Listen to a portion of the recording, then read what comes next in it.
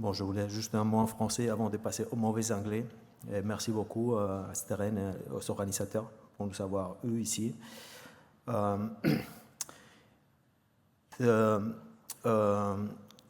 German historian Hermann Kulke, historian of India, first mentioned the constellation in the 11th century of three powers interested in securing connections with East Asia, particularly the Fatimids in Egypt, which were important because they managed to attract trade formerly directed to the Gulf to the Red Sea. Okay, so this is a pattern that is going to be kept by the following dynasties. Now everything goes to the Red Sea. The Cholas in India, who secured, which is apparently the Suliyan mentioned in the almanac that Dionysius mentioned before. The word Suliyan may come from Cholas, from this dynasty in India, who was a militarist form of rule that secured the trade with China, particularly by launching a very violent campaign against Srivijaya in Southeast Asia. And in China, we have the Song, that are known for having fostered economic development, and they also sponsored maritime convoys to South Asia, to India, Southeast Asia and South Asia. Every year, maritime convoys connecting every year China and India. So the Chinese traveled to India, and particularly to Kollam in the Malabar,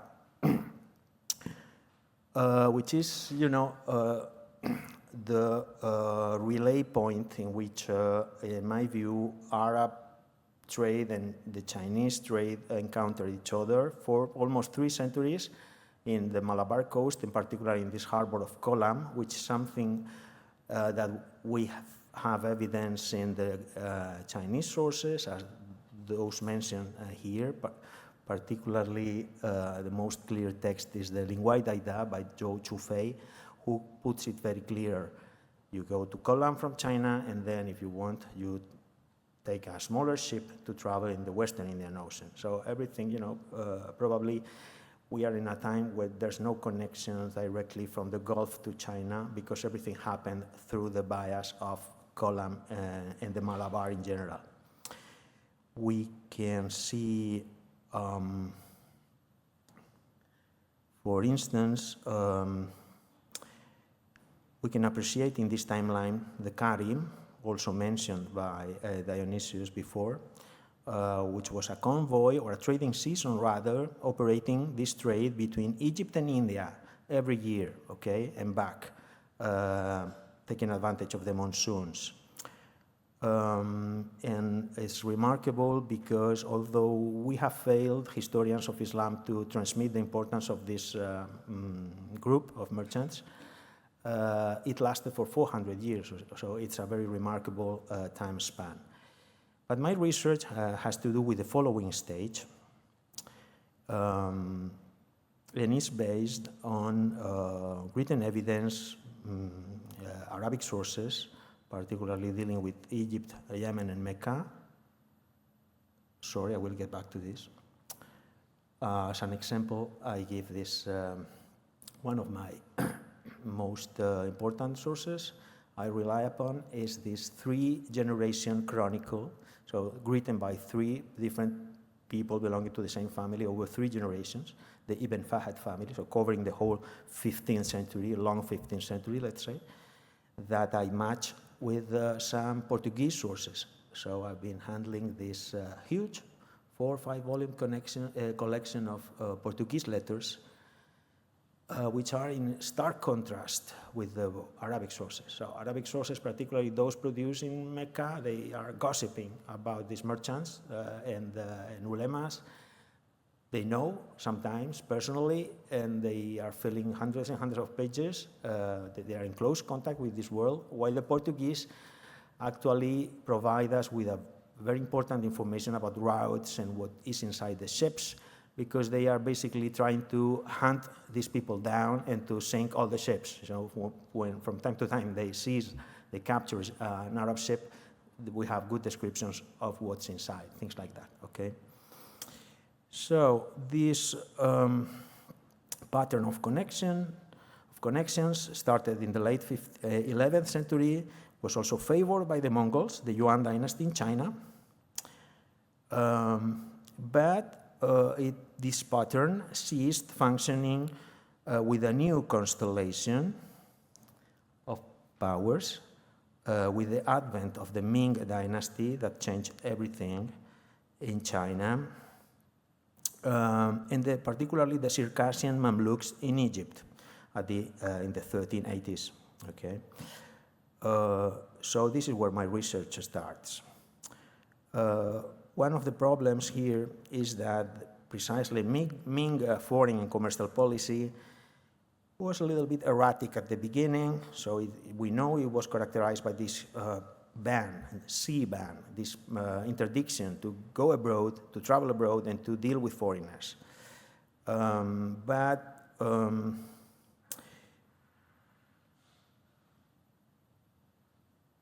We lack a clear picture, therefore, of Ming policies that quickly shift from this total ban and closure to the famous 7 expeditions led by Zheng He, this very ambitious program of getting everyone in the Indian Ocean under the umbrella of the tribute system. So this shift, followed by another shift towards the 1450s, in which apparently they lost interest again on sponsoring this tribute system. So it's unclear, and it's a problem with this research. The Black Death and Ming policies therefore entail a general reorganization of the commercial geography in southern India to the benefit of Muslims, with Kollam now rivaled by Calicut, a new city. I'm sorry for the bad quality of my graphics. The emergence of Calicut, which was going to be the partner of the Mamluks and the main harbor for the Arabs of West Asia, from West Asia, is again a problem because we don't know exactly, we don't have detail for the beginnings of this new and powerful harbor that emerges clearly as an ally of the Muslims. So we have legends and we have some local sources, and everything points to this relationship. They are friends of the Muslims from the West. Okay, I will get back to this afterwards, but this research is about this Kollam to Calicut shift. Okay, that everything changes between the previous pattern and the pattern which is going to be, important in the 15th century. What happened in the West? Well, it needs to be mentioned first that the opening of a new route was very important. This is a very important episode in world history. We have good descriptions in the Arabic sources. In 1422, 1425, during 3 years, very forcefully, Indian shipowner, probably shipowner, certainly a captain, called Nakhuda Ibrahim, managed to navigate directly into the Red Sea and to reach Jeddah, okay? So to reach directly the Mamluks, hence bypassing the Rasulids, putting an end to the monopoly of the Rasulids of Yemen and Aden on the spice trade. Apparently it was a difficult operation from the viewpoint of navigation. It took him 3 years to do that. Also politically, he was badly received, badly welcomed by other politics in the Red Sea until he managed to reach Jeddah. So now we have this link with the Mamluks, which is going to last until the Portuguese. Okay. Ibrahim was quickly followed by other Nakhudas, and their new route gave the coup de grâce to the Rasulids. So in the West, we have this new dynasty, the Circassian Mamluks in Egypt, and their merchants, the Khawajas, that rose to power, the Circassian sultans, in a context of a devastated economy. We are in the context of the post-plague devastation, with soldiers plundering the countryside in Egypt on behalf of the administration. So in spite of their own fragile position, what did the new sultans do? they turned to the spice traders and they started to rely massively, not on agriculture, but on trade. They first approached the Karimi merchants, so the traditional, which had become very powerful by this time, the merchants leading this carrying convoy that they reach every year southern India. So they took loans from them. This is a very well-known episode. For instance, they took money from the Karimis to pay for the army and stop, for instance, the Crusaders, the Genoese Crusaders. They stopped Tamerlane, who invaded those years Syria. So they were useful for them, okay? And they turned to other merchants that emerged in during these years in the sources. We have Tamerlane, devastating and provoking a lot of instability everywhere, but particularly in northern Persia. So the Mamluk cities in the south in general, we start to have Persians, ulemas, merchants everywhere, okay? Babbling Persians that don't know Arabic very well, they emerge in the sources. And we have a lot of merchants.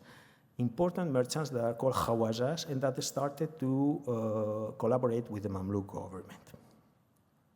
Precisely, working for them as spice traders. Most of them came from, at the very beginning, from the regions of Gilan and Azerbaijan near the Caspian Sea.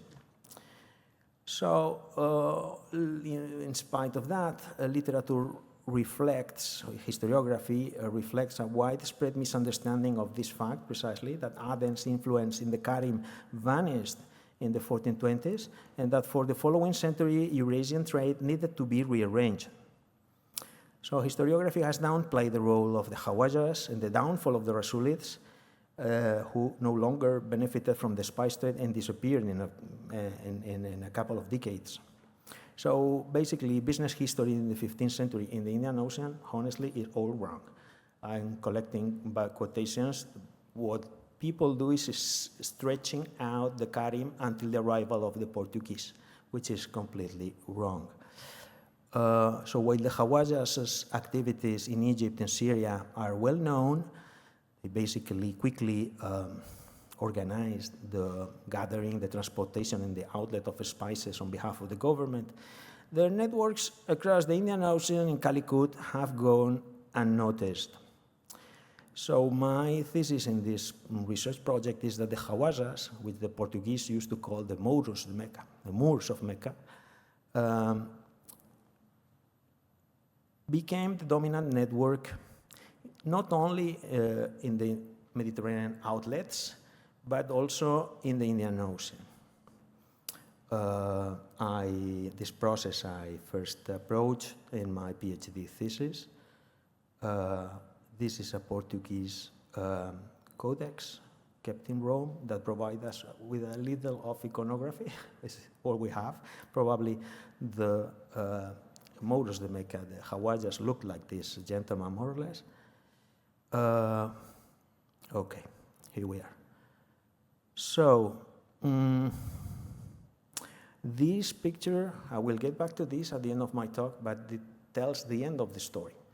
This map provides information based on a document I found in Venice's archives from a company dealing with metals and spices, a Venetian company that gathered this memorandum produced by the Mamluk government listing all the ships that arrived to Jeddah in 1503, so this is why it's the end of the story, from the Indian Ocean, containing very new things we didn't know about. For instance, that in the age of Christopher Columbus, we had 9 ships all the way coming from Malacca to Jeddah. So we were living in a much more interconnected world than we used to think.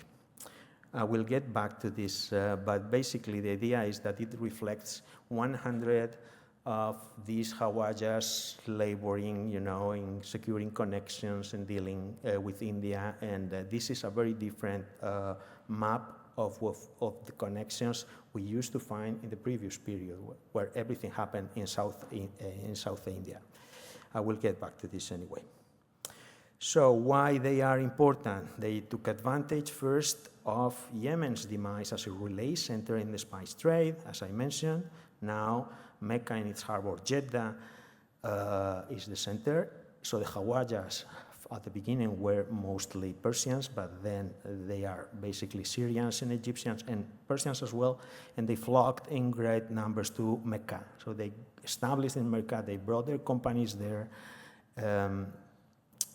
Mecca booms in this period, the Hajj booms in this period. We know that the Hajj was a marginal phenomenon until the Ayyubids and the Mamluks, okay? A local pilgrimage, but it was really fostered by these new dynasties in the area.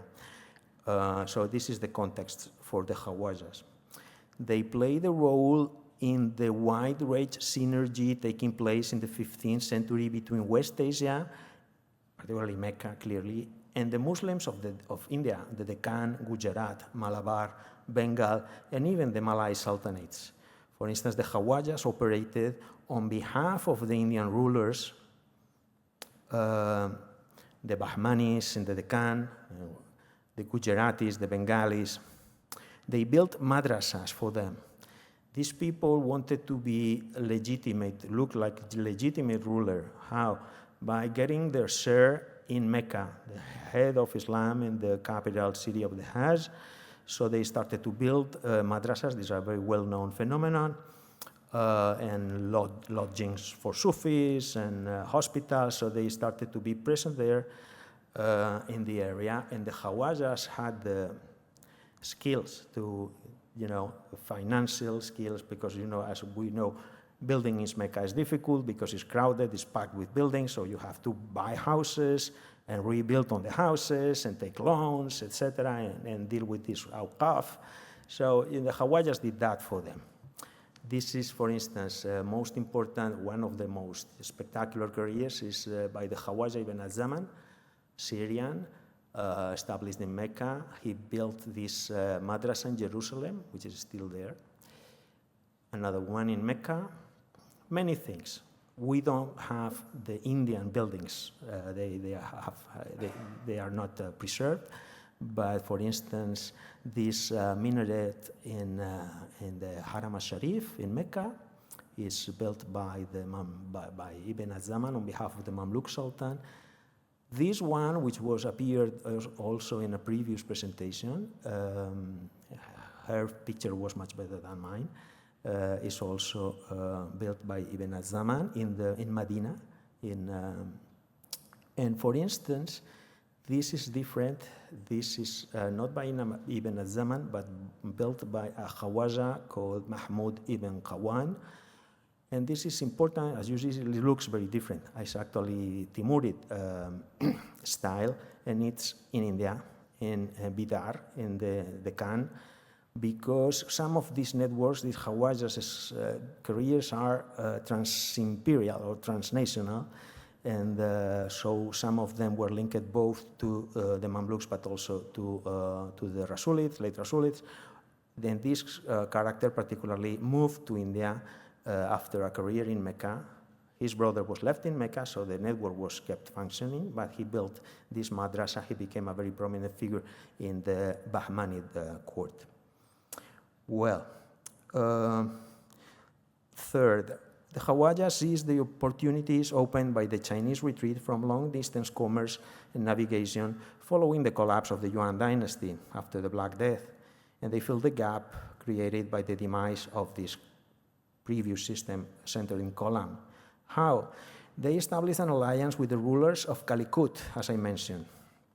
Calicut is often represented. I was shocked by the representation of the Aden Dionysius I just showed before, because it's a walled city. Calicut appears always as an open to the sea, and exhibiting this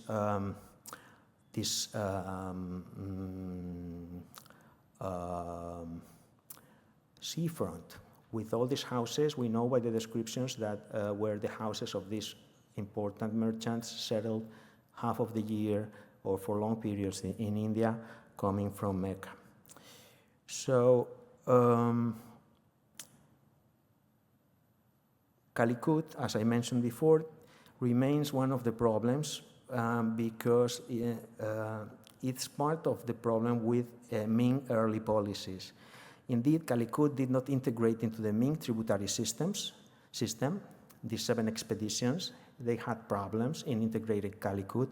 At the beginning, apparently, yes, even Batuta goes there and sees the Chinese ships, but we know that they refused this to pay tribute, and actually Zheng He, the head, the Muslim Chinese admiral that led the 7 expeditions, dies in Calicut fighting a local war. So it's part of the historiographical problem.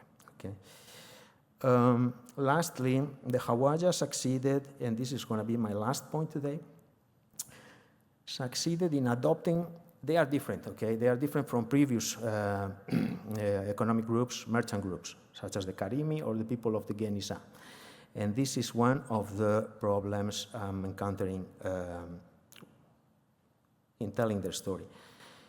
They adopted an original form of business organization, their own commercial version of the Mamluk household. The Khawajas reproduced the social system of relations that characterized the political elites of their time, which were based on the military slavery, the famous Mamluks. So the Mamluks society was based on the idea that the Sultan has his household, he buys his own Mamluks, which are loyal to him, and this is repeated by lesser degrees, the emirs, etc. So the Khawajas ran large family companies with a large recourse to slaves, and particularly to African eunuchs. In the same manner, military slaves and eunuchs clustered around a Mamluk official and his household. The Khawajas, what they did is grafting this model into the business milieu. So they have these companies based, and they entrusted important missions to these slaves. They educated them, particularly in Shah, the chancery arts, particularly the writing of letters was very important. And on top of this system, we have the Sultan, who had his own slave agents and ships, and was himself engaged in commerce. Sorry, this is the other waterfront. One of the waterfronts important in this research, which is Cairo, Bulak's river port of Cairo, where many Khawajas built their own residences and some madrasas. Okay, so we're getting to the. I'm getting to the end of my talk. We're getting to the eunuchs. So the Khawajas did not rely on partnerships, okay, but on slave agents, mostly eunuchs from the Horn of Africa, who traveled on their behalf because navigation was risky and some of them didn't make it. Sometimes they got imprisoned in Yemen by rival powers of the Mamluks. In several conjectures, they could be in prison. They stumbled on political elites' interests, etc. They sailed the Khawajas' maritime convoys and ran the caravans of the Khawajas on their behalf. So we are dealing with a form of elite slavery, and this slide represents a Venetian document, which was in the same collection of as the memorandum I mentioned before. And it's a book of account, or booklet of account, this company has kept, which is very cool. A lot of booklets of account of the agents working in Egypt, okay?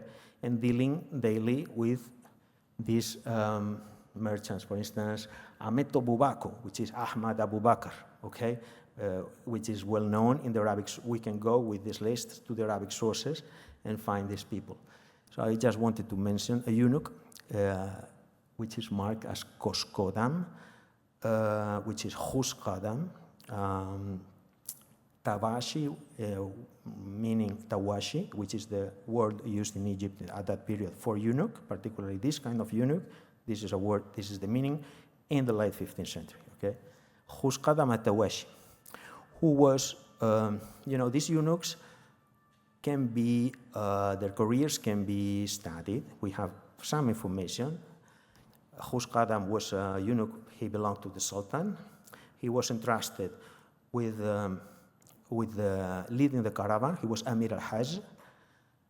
This charge emerges in this research time and again, not necessarily attributed to eunuchs, but also to eunuchs.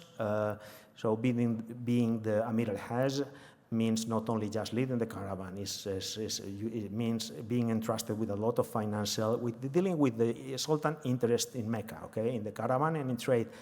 In particularly Khushqadam, this is not this building, but because we don't know exactly, but was entrusted with the administration of a complex of Sultan Qaitbah in Mecca, and for Sufis, madrasas, etc. So he was handling the important financial interests on behalf of the Sultan. Okay, so I'm getting to the end of my talk.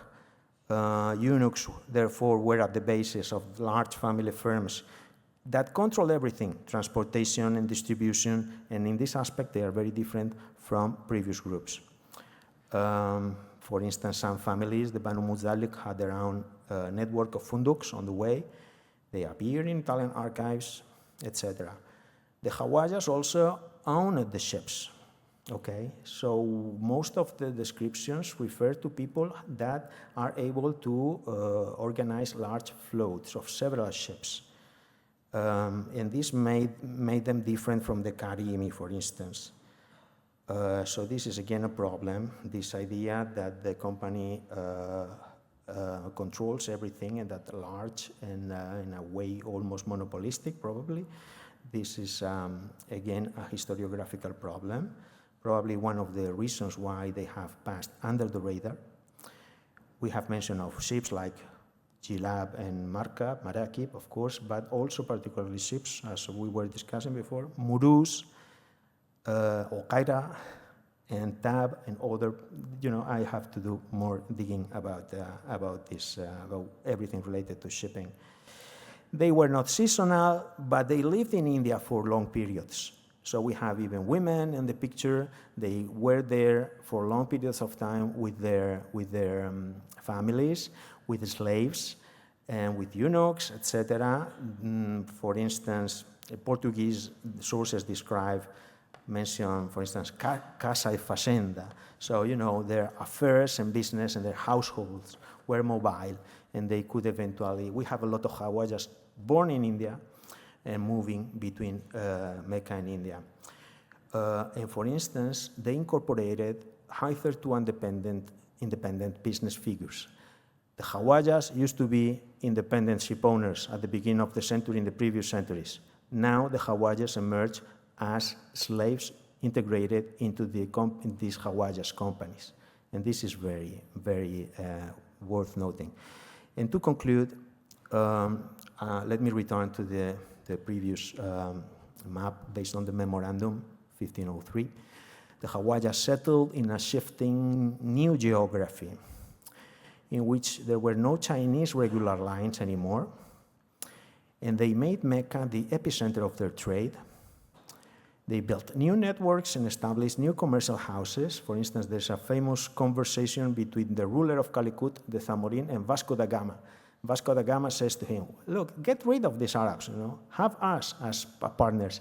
And the Zamorin says, look, I have 4,000 households of, Mecca households operating in Calicut. I don't know, probably the number is exaggerated, but it's a very colorful source anyway. So in the geography, which is my point, my last point, is not about connecting Egypt and the Malabar. We have more things in the picture. We have the Gujarat, okay? And we have Ceylon. There's a few mentions of connections to Sri Lanka before, very rare ones. And we have a connection with Southeast Asia, with these 9 ships coming from Malacca and several ships coming from Sumatra. And this is new, and the Arabic sources don't say a thing about it, okay? We have the Portuguese mentioned connection with today's Burma, Tanasarim, and also we have Hajj connections. We have the Bengali rulers sending Hajj caravans. I'm finishing. And we have even people from the eastern coast of India. So Well, I think that's all. Thank you very much for listening.